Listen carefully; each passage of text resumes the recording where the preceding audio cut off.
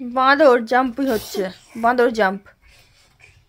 বিকেলবেলা হলেই মনটা কিছু খাওয়ার জন্য খুঁজখুঁজ করে, তাই না? আর আজকে অনেকটাই ফাঁকা টাইম পেয়েছি যেহেতু উইকেন্ড, আর বিনি এদিকে দুষ্টুমি করতে ব্যস্ত। আমি ভাবলাম ঝটপট একটা কিছু বানিয়ে নিই। চালের গুঁড়ো বাড়িতে ছিল না, তো সেই জন্য একটু মিক্সিতে চালের গুঁড়ো করে নিলাম। তারপর এই আলুগুলোকে সিদ্ধ করে নিয়েছি, কারণ রাত্রিবেলা আলু সিদ্ধ খাবো, তো সেই জন্য একবারে আলুটা সিদ্ধ করে নিয়েছি। সেখান থেকে দুটো আলু তুলে নিয়েছি।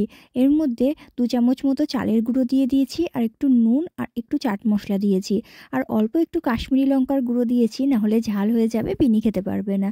তো তারপর এগুলোকে গোল গোল করে নিয়ে এর উপরে একটু কাঁটা চামচ দিয়ে সুন্দর করে একটু ডিজাইন করে নিয়েছি, যাতে দেখতে একটু সুন্দর লাগে, ওই আর কি।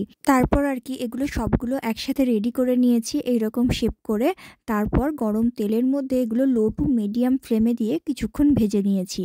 একটা পিঠ মোটামুটি লাল হয়ে গেছে, এরপর অপর দিকটা উল্টে দেব। ওই দিকটা একটু হয়ে গেলে তারপরে নামিয়ে নেব।